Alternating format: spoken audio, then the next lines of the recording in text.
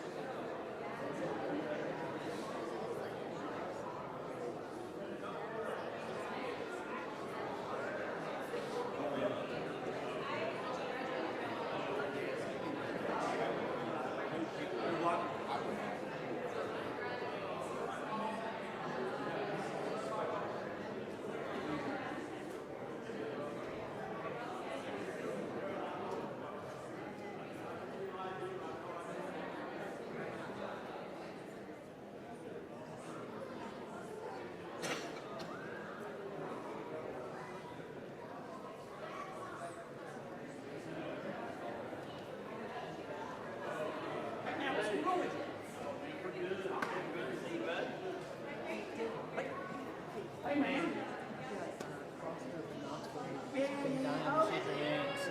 Let me talk to this guy first. Good to see you.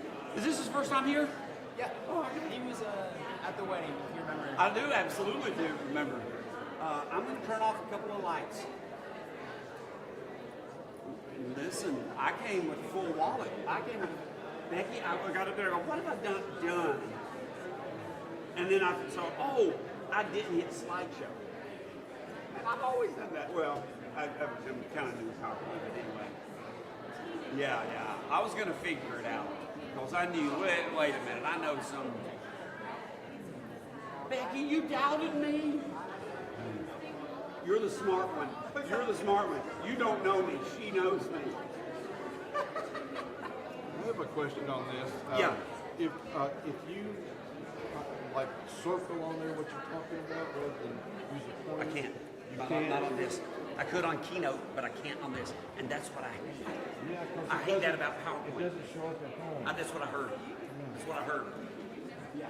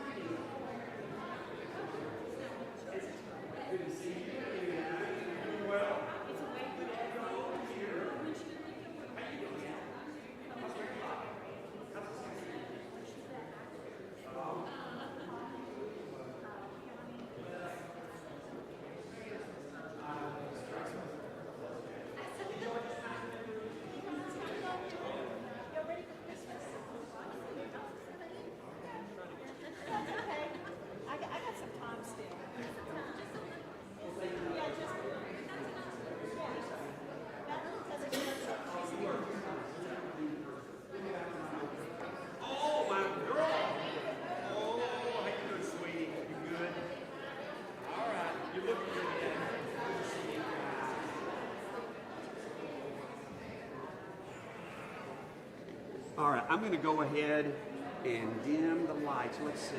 And go ahead and toss up my slide if you don't mind, Tim. Oh, can you run it through slideshow? That's it. No, Oh, from current. Man, I'll get this power blend. Well, you're the only one. Tell my wife that, okay? Tell my wife that. Oh, that's right. I don't impress her anymore. Don't go too dark. I know. That's causing the most movies. I know. You're so right. Hello, Paul girls. How y'all doing? Good. How you guys doing? Great.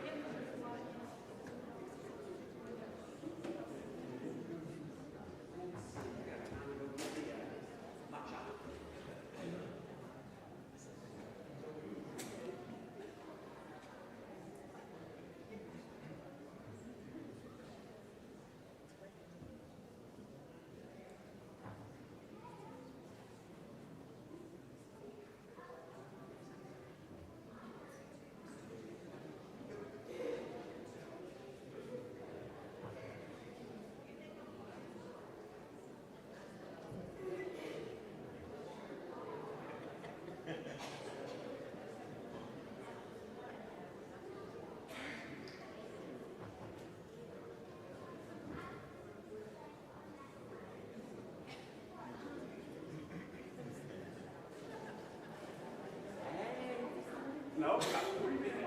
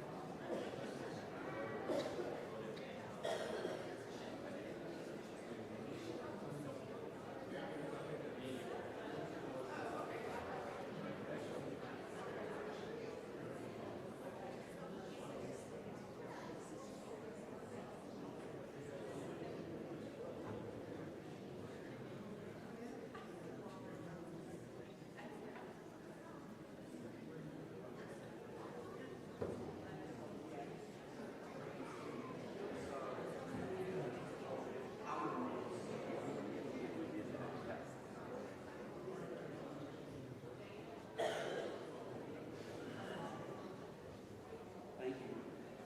I almost kept preaching sermon with that note cut out. Hey, brother. How you doing, Sean?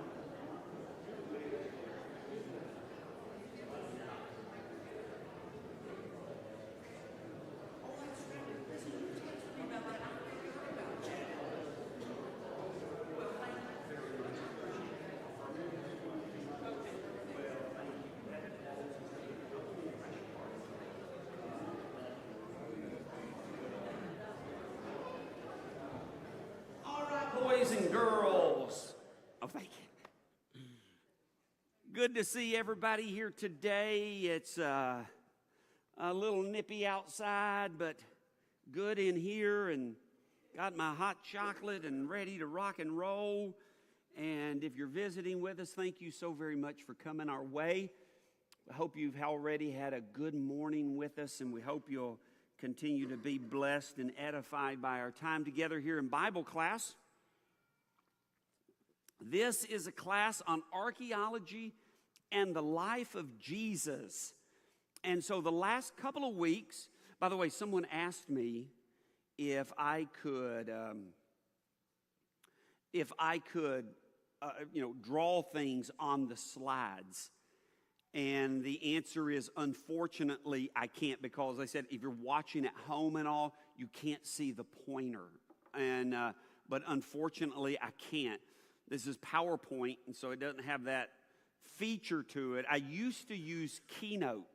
And with Keynote, you could do all of that. Man, I could just write all over it. But right now I'm kind of having to deal with PowerPoint. And so that's why I wish we could. I wish I could, but that's why I couldn't. So if you're watching online, I'm so sorry that you can't see the pointer or anything like that. Anyway, last couple of weeks we were in Nazareth, because that's where the gospel started, in Nazareth. And I said this week we are going to progress. We are going to go south about 60 miles to the town of Bethlehem. And there you can kind of get a view. Of course, when we're talking about Nazareth, we're about right up there where the laser pointer is, about 15 miles just west of the Sea of Galilee. If you've been here, you remember that. When Jesus, his mom and dad are going to make their way down here through this mountain route. And they're going to eventually come about 60 miles away to Bethlehem. And so it was on this mountain route through the Judean mountains. Now, a lot of times what Jews would do is they would cross over the Jordan. They would come down on the eastern side of the Jordan River, because they wouldn't go through Samaritan country. Remember that in John chapter 4. But most likely what they did, there was a very important route that came through. Here are some of the major towns along that mountainous route. Through the Judean mountains. It ended down here at Beersheba, but Hebron, and then you got Bethlehem right here. Jerusalem is only about 6 miles from Bethlehem. Then you got Bethel, Shiloh, where the ark was. Remember that, where we started 1 Samuel. Shiloh is along that route, Shechem, and so they would have made their way down here to Bethlehem. So with that in mind, let's think about it. Let's just go to the text first of all as we think about that. We go to Luke chapter 2. Of course, there are two passages, two of the Gospels, talk about this event, the birth of Christ. Now, in those days, a decree went out from Caesar Augustus that a census be taken of all the inhabited earth. And this was the first census taken while Quirinius was governor of Syria, and everyone was on his way to register for the census, each to his own city. Since Joseph's family was from Bethlehem, he had to return to that city for this particular census. There's a lot we could say archaeologically about the census, but I decided not to do that. There's a lot of questions. It's kind of an interesting study for those of us who are extreme history nerds and enjoy watching paint dry. You would really enjoy it, but for those who don't, you probably wouldn't. So the text continues like this. Joseph also went up from Galilee, from the city of Nazareth to Judea, to the city of David, which is called Bethlehem, because he was of the house and the family of David, in order to register along with Mary, who was engaged to him and was with child. Now, before we continue reading on to the text, reading in the text there, it said they went to Bethlehem, which was called the city of David, because that's where David was from. This is a picture that was taken from Herodian, and I'll tell you about that in a little bit. In fact, we will go to that in just a little bit. Yes, sir. Oh, yeah? Okay. All right. You going to try to figure it out for me? That would be cool if you could. Oh, does it do something? He's trying to help my technology, my lack of technology skills. But while he's working on that, and maybe going to be able to do something for us, as you look at that, this is taken from a place called Herodium. It's going to be very significant, I think, in the birth story. It is a palace fortress of Herod the Great. You'll see it much better later. This is standing from it, and it's looking to the city of Bethlehem. Oh, it's looking to the city of Bethlehem. The city of Bethlehem. Oh, how did you do that? You did it. Oh, okay. Oh, I'm hooked. Well, listen, I was told we couldn't do it on PowerPoint. Okay. Give me 10 seconds, folks, to get a tutorial here. Okay. Okay. Uh-huh. Okay.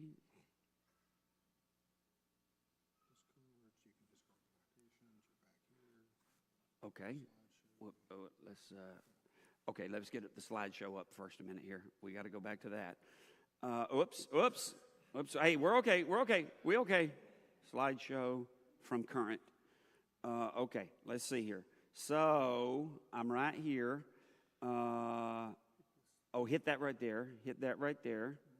No, that's not it. You've already forgotten what you did, didn't you? I'm glad I'm not the only. There we go. There we go. So, and then we can go like that, right? And then I can go, hello. Okay. Oh, yes. And then to back out of that, discard. Well, it keeps jumping there. Yeah, okay. All right, we'll try it. Hey, listen, thank you, pal. Let's all give Brian Jones a hand, please. Thank you. You'll be here all week. Okay. Well, let's take a look here. So at this is what it is a view. It kind of shows you, and we're going to see this in a minute, up on the hill there is, right there, you can see in the distance the city of Bethlehem. It's about 3 miles from Herod's palace fortress. But what I thought was so interesting about this is right here in the foreground, you can see a young man who is keeping the sheep, who is watching the sheep. And so, well, there we go. Well, we'll just keep doing this. We'll just keep doing it. And so it reminded me, this is why, it's called the city of David, because this is where David lived. This is in 1 Samuel 16. This is where we'll start next week, by the way. Now the Lord said to Samuel, how long will you grieve over Saul since I've rejected him from being king over Israel?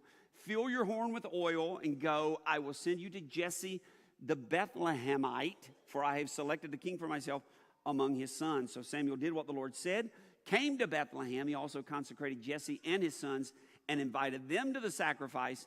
Then Jesse made 7 of his sons pass before Samuel, but Samuel said to Jesse, the Lord has not chosen these.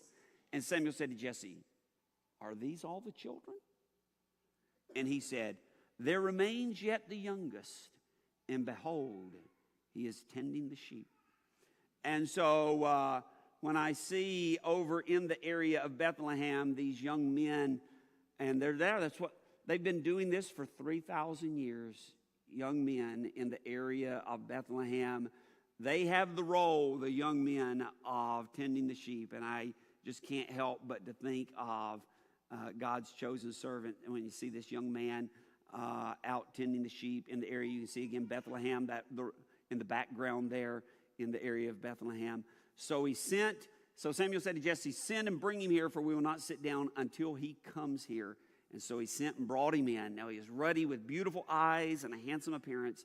And the Lord said, arise, anoint him, for this is he. And so I can't help, again, when I see moments like this over in Israel, think about how David was he was so nondescript in so many ways. It was not one that anyone would think would be chosen by God. He was just out on the hillside surrounding Bethlehem in that area somewhere with the flocks. He wasn't important enough to bring in with everyone else, all the other sons, and so he's out there alone. And so I'm always reminded of that when I see scenes like this, because they are very common even today. Well, back to the text in Luke chapter 2. While they were there, the days were completed for her to give birth, and she gave birth to her firstborn son, wrapped him in cloths, and laid him in a manger, because there was no room for them in the inn. Actually, the word inn is a little bit troubling. There probably was not an inn in Bethlehem. Bethlehem was a small town. Probably not as small as you think, though. It was nothing like Nazareth. If you were here with us as we looked at Nazareth, we're talking about Nazareth is like, I told you, anywhere from 200 to a maximum of 400 people during the time of Christ. It was a forgettable hamlet in the middle of the Galilean hills that no one went to. And as Nathaniel said, can anything good come out of it? Bethlehem wasn't like that. It was the city of David. It was where David was from. The population in the time of Christ would have probably been anywhere from 1,000 people to about 3,000. And so it was a more significant town. But nevertheless, the probability of them having an inn was pretty slim. And so what basically that word is for inn is a word that means a guest room, a place to stay. And so, you know, it was pretty significant cities that had to have anything that closely resembled what we would think of as an inn today. So there was just, as the city's crowded, all the people of the descendant of David have come back to the town. His family that would have lived there, the houses would have been packed, and there simply was no room anywhere. And so because of that, they took their accommodations were very humble accommodations in what was probably a cave. We know it was in something that we would call a stable because Jesus was placed in what? He was placed in a manger, which would be a stone trough that animals would have fed on. Now, what this is here, this is in the area of Bethlehem. Bethlehem, like Nazareth, is a lot of caves in the area. And what was very, very common, a common practice would be you build your home either adjacent to a cave or you build your home sometimes on top of a cave. Caves were very important extensions of houses. They were great places for you to keep livestock because it would protect them. It would protect them from elements. It would protect them from thieves. And so they were very commonly used as stables. Caves would be. And so this is a picture. Now there is on top, the top structure is a house that would have been much like a first century house. In fact, the remnants of an old, ancient first century house is there, and that's kind of a reconstruction of what it would have looked like. But significant to it is right below it, that door below it, is the entrance to one of these caves that were used typically for stabling. And so in this situation like this, what we're probably reading here is that the family just simply had no room. And when we're talking about no room, we're talking about no room. They were probably literally pallet to pallet, bumper to bumper in the house where you could not walk. And so there was a place like this that would have been warm. It would have been, they would have certainly had it reasonably clean for Mary to go to. That is the inside of a cave. This is in the Bethlehem area. It is a typical shepherd's cave that has been used in antiquity. You see the ceiling, how black it is? That's because fires would be built there as people would, in the evening time, the shepherds would bring in some of the livestock and they'd build a fire there. And they would, block the door. Jesus talks about in John chapter 10 that he is the door of the sheepfold, and they would block the door. And so that's typically what a place would look like. So that's probably very much the type of place that Christ would have been born in. A cave, something like this that would have been used as a stable. This is a picture of sheep who are eating from mangers, and these are stone mangers. You'll still see them over there. It's very typical. It has been typical for thousands of years. And, you have the pictures, of course, in books of, a nicely constructed wooden thing. It probably wasn't that at all. it was most likely a stone manger like this. So do we have any indication of where this all happened? Well, maybe. I think there's pretty significant evidence that kind of like, remember when we were in Nazareth, if you were here with us a couple of weeks ago, we went to the Church of the Annunciation. We peeled back 6 layers of archaeology. We got down to a church that was built in the very early 2nd century, about 100 years after the time of Christ, that recognized that as a significant Christian place. And so I told you, I really believe that it probably is the 1st century house under that in Nazareth. I really think because of the historical memory of people, we're talking about within 100 years of the birth of Christ, was in fact probably the home of Mary and her parents. The Church of the Nativity is here. You can see Bethlehem. You can see today it is much like Nazareth. It is not a sleepy little village. It is a big city. It is like Nazareth, predominantly Arab. It is in the West Bank. To go into Bethlehem, you cross over, you go through the wall, through one of the checkpoints, and you go to Bethlehem. It's a very, very safe place. It's in what's called Area C of the West Bank. There's Area A, there's Area B, and there's Area C. And there's different levels of security arrangements that the Palestinian Authority has with the Israelis in those different sectors, A, B, and C. Bethlehem is in Area C. It is a very safe place to go because it's very popular, as you can imagine, with tourists. Well, you see it pointed out there, the Church of the Nativity. There it is, right there. And we don't always go to the Church of the Nativity. Here you will see it. I'm going to try to do my writing thing right here. You can see the Church of the Nativity, shaped like a cross. But again, this gives you a perspective.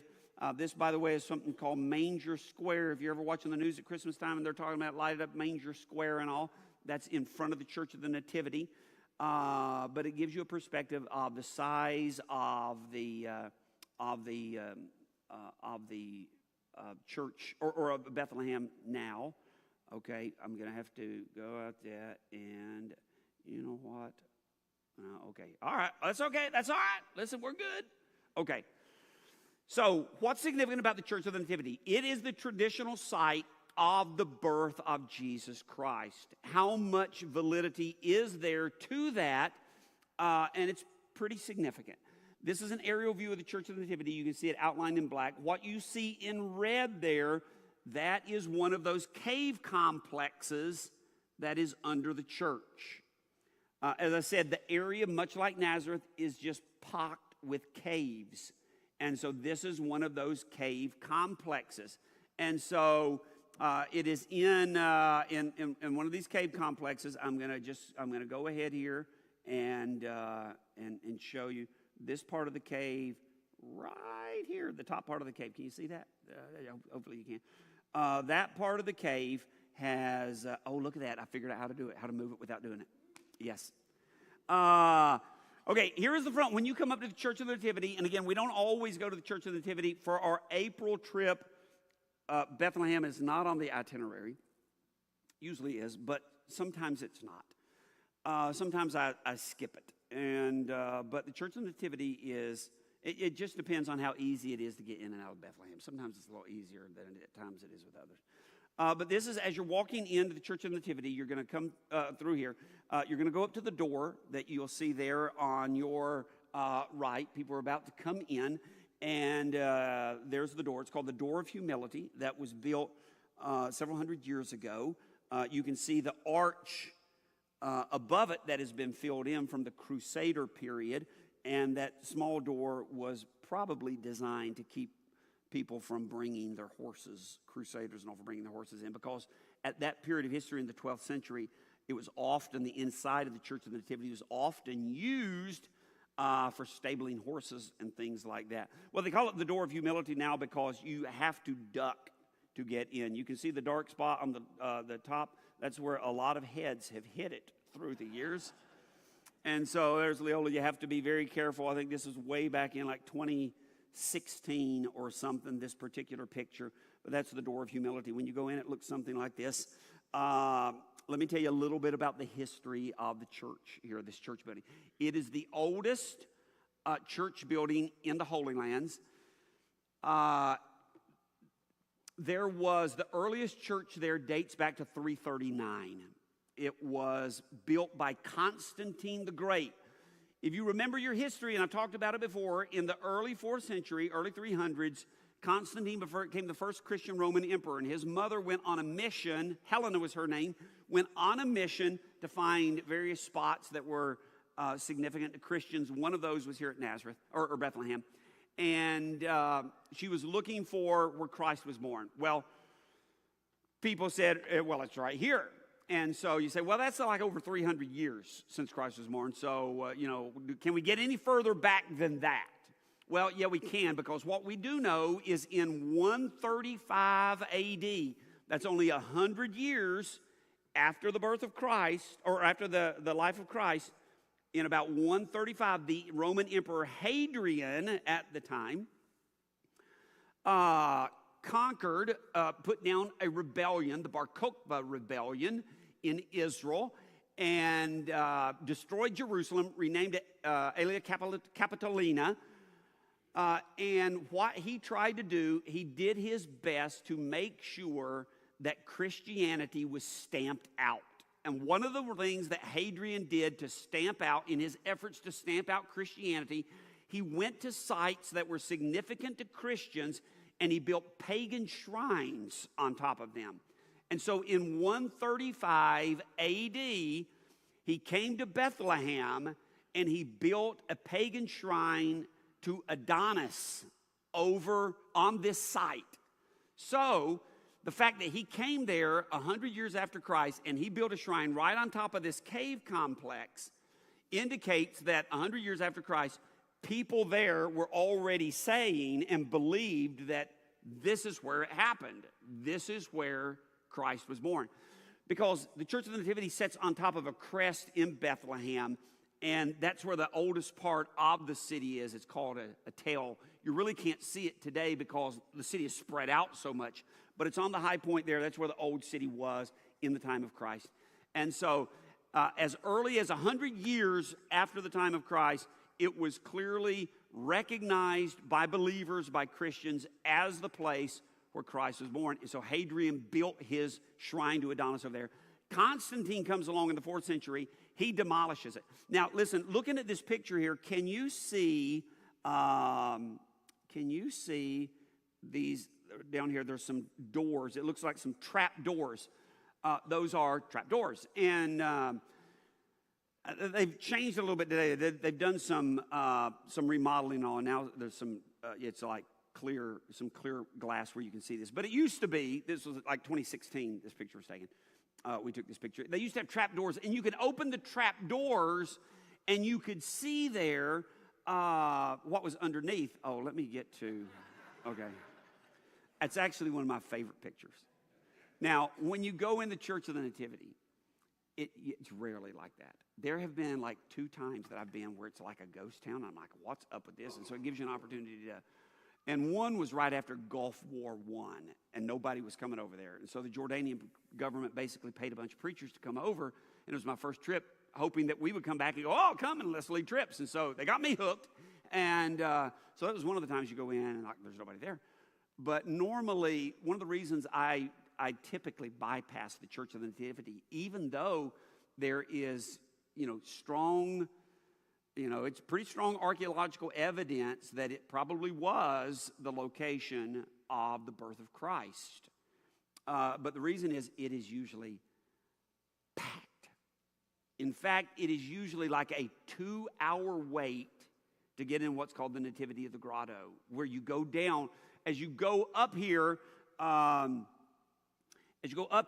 you're going to go this way, and the crowd's going to meander this way. And on the other side of the altar, right under the altar there, is going to be steps that lead down into a cave. You'll never know you're in a cave because it's so adorned now and, plastered with marble and gold and everything.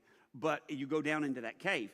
But it's usually like at least a 2-hour wait to get through there. So I usually don't do it. I think it was 2018 I think that was the 18 trip.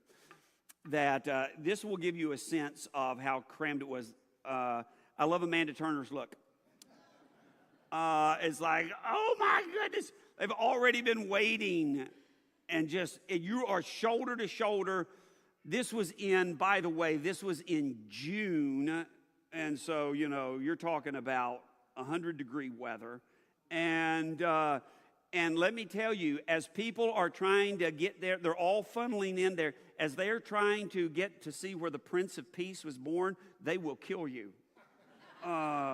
They will kill you dead if you get in their way. Because they've been waiting a long time too, and there are, everybody's not real gentle and peaceful. Jay.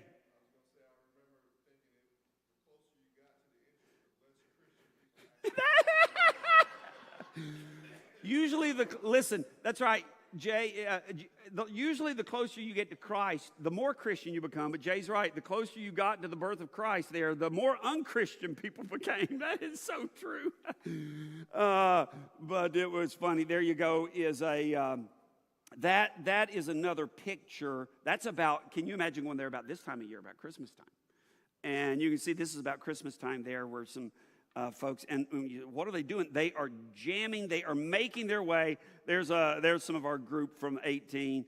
I think, as we look at this, I think Kip has had his fill of it. I think he is about ready to check out, but he's saying, I'm this close, I might as well continue. And so it's just tough. That's where the masses are trying to get into. You can see the steps going down. So I say, this is where you go down into the cave of the Nativity of the Grotto. And that's what it looks like. Like I said, you'll never know you're in a cave down there because of how it's been adorned over the last 2,000 years. But in that, looks like a fireplace, that's traditionally the spot where Jesus was born. You'll see there is a silver star there. That's what it looks like on top of the marble, that silver star. It has 14 points on it. And the significance of the 14 points is, as Matthew tells us, it's 14 generations from Abraham to David, and 14 generations from David to the Babylonian captivity, and 14 generations then from the Babylonian captivity to the time of Christ. And so that's the significance of the 14-point star there. But there is, as I said, how likely is this the spot? And the answer is it's pretty strong. The church goes there. Oh, by the way, as I said, Constantine built the first church there in the early 4th century, about 339, something like that. It was finished. It was destroyed in the 6th century, in the 500s, by a Samaritan revolt. But then Emperor Justinian, he rebuilt it. And so what you're seeing today when you walk in is, and it's been renovated and all through the years, but it's mostly 6th century. So we're talking about from the 500s. But this is a picture of an excavation. This was in the 1930s when the floor was being excavated. And you can see here, here's the floor as it is now. But all down here, you can see these mosaics. And what these mosaics are, that's under the trap door. When you open the trap doors, or when you used to open the trap doors, this is what you were seeing. These are the mosaics. These are from the floor from Constantine's church in the early 300s. And so that's remnants of the 4th century church. And so they're a little bit, they've been cleaned, they've been restored. They're just absolutely beautiful. But that is from the 4th century. So as we think about this as a strong possibility that is where that the most profound event in all of human history happened. And you can understand why people want to go there, and you can understand the crowds, and you can understand all of that, because it literally is the most profound event in human history that took place on that hill, where God came near. He came to us there. He took on human flesh, and he came to us there. Someone asked me not long ago about a song we've been recently singing more, is the goodness of God and asked about the statement that says, his love is running after me, and asked what my thoughts are on that and what that means. And what it means is that God's love is running after us. And nowhere are we reminded of that more than in Bethlehem. He came to us because we were hopeless without him. We were hopeless. And he came running after us. And in the words of Paul in Philippians chapter 2, Christ did not consider being equal with God a thing to be grasped, but he willingly emptied himself, took on the form of a man to become that suitable sacrifice for us. And so it's certainly a profound place. But as you think about the profound event that marks and reminds us of that profound event. And as we think about it more, and as we continue the story there, of course, after Jesus was born in Bethlehem, in Judea in the days of Herod the king, Magi from the east arrived in Jerusalem. Lots of questions about the Magi. We don't know a lot about the Magi. Most likely, what we're talking about here is we are talking about astrologers from the area of Persia, modern-day Iran area, Iran area. And so they arrived from the east saying, "Where is he who has been born King of the Jews? For we saw a star in the east and have come to worship him." Now, again, we don't know much about them. We don't know how many they were. A lot of times tradition says there were three because why does the tradition say there were three? Three gifts, yeah. And so, but that means nothing. But that's the tradition. In fact, even tradition has their names. And we really don't know much about them. Someone will go, well, how could they have possibly known about this? Well, remember, there was a significant Jewish population in the east, in Babylon. Because of the Babylonian captivity, many of the Jews stayed there. Remember, Daniel was the prime minister of Babylon. And also in Persia, had a significant role. And so, the story, the Torah, the study of the Torah would have taken place there. And so it's not too much of a mystery how some of the wise men would have studied the Hebrew texts and found out about the coming Messiah. And why do you think God brought them from the east, by the way? What the significance of that? What's it maybe foreshadowing, an indication of? Okay, if they're ethnically Persian, they are not Jews. Unless they, like Jews who have been deported there and there. But we're assuming these aren't. These are Magi. It is a reminder, and this is one of those moments in the birth of Christ where God is making it clear he came for everyone. The mission of Christ is universal. It's not something just for the Jews. It is for everyone. And that's a significant part. So they came there and they said, "Where is he who's been born King of the Jews?" And so Herod hears about this. He's troubled because Herod the Great, who came to power around 40 BC, and he's going to die about 4 BC, is just this megalomaniac, and he is one of the most cruel, vicious human beings in all of history. He's one of the most paranoid people in all of history. He's one of the most power-hungry people in all of history, and he is going to do everything and anything to maintain his power, even if it means killing his wife, which he did, even if it means killing some of his sons, which he did. He killed 2 of them.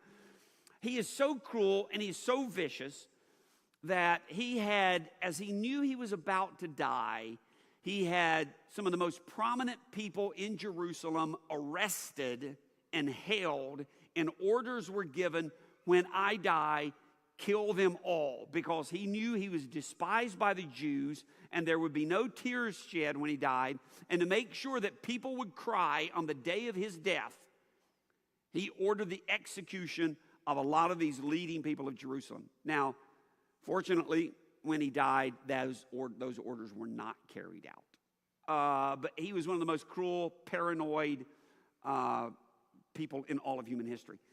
So when Herod heard this, he's troubled. He is troubled.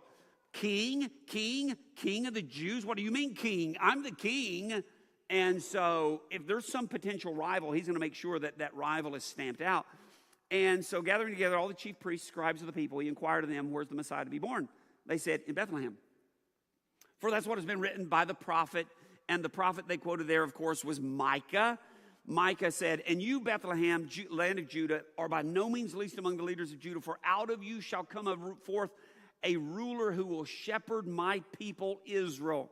And so it was crystal clear, these chief priests, which is the high priest and other people who have been high priests, and they're no longer high priests, they're mostly Sadducees. You've got the scribes, who are the lawyers, the experts in the law of Moses, they're mostly Pharisees. He gathers them all together. They all know one thing, it's in Bethlehem. Micah's clear about that. That's where Messiah is going to come. And so Herod secretly called the Magi. Hey, when did the star appear? And he sent them to Bethlehem and said, go search carefully for the child. And when you found him, report to me so that I can come and worship him too. And so after hearing the king, they went on their way. And the star, which they seen in the east, lots of questions about the star. A lot of people think it's an astronomical phenomenon. I do not believe that, especially when you get down to about verse 9 here, that the star goes before them and leads them. So something appeared when they were in the east that was an indication that the King of the Jews had been born. So they knew, go to Jerusalem. Well, how did they know that? Well, where else would the King of the Jews be? Jerusalem. And so that's why they get there, and they're asking, okay, where is it at? And when they get the answer, Bethlehem, it's then that this star reappears and leads them. I think you're probably thinking it's probably something like the pillar of fire and the that led the Israelites, and the cloudy pillar that led them through the wilderness. Probably something like that. And so it reappears at this time when they find out that it's in Bethlehem, leads them to Bethlehem, to the place, to the house where the child was. And when they saw the star, they rejoiced exceedingly with great joy. After coming into the house, by this time Mary and Joseph are in a house. Because the census is over. People have gone on. They're living there. And they fell to the ground and worshipped him. Then, opening the treasures, they presented him the gifts of gold and frankincense and myrrh. And having been warned by God in a dream not to return to Herod, the Magi left for their own country by another way. And at that point, of course, we're told that a message came from God. When they had gone, behold, an angel of the Lord appeared to Joseph in a dream and said, get up, take the child as his mother, flee to Egypt, remain there until I tell you, for Herod is going to search for the child to destroy him. So they got up immediately. They did what God told them to do. They left for Egypt. Joseph got up, took the child as mother while it was still night, left for Egypt. And then, of course, one of the most unthinkable, unimaginable things, but knowing Herod as we do historically, this is very consistent with his behavior. And, historically it's called the slaughter of the innocents or the murder of the innocents.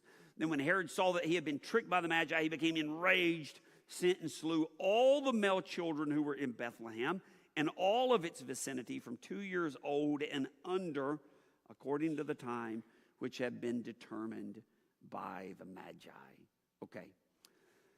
So as we think about this, and we see all of this unfolding here, it reminds me that there are about three, and you see this reflected in this story as we watch it unfold. There are about three ways that you can respond to Jesus. And it really is. There's really only three ways. And you see all three of those ways right here in this account. First of all, you can respond to Jesus with hostility.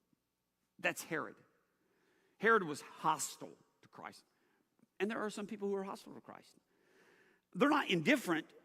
They're hostile. And they will do anything that they can to stop the message of Jesus Christ. I mean, Hadrian, 135, builds a pagan shrine to Adonis over the site that Christians, only 100 years after Christ, was acknowledging this is the place that had significance to them. Some people are hostile. So that's one way people can respond. Another way that people can respond is the way the chief priests and scribes responded. And this is how most people respond. They're just indifferent.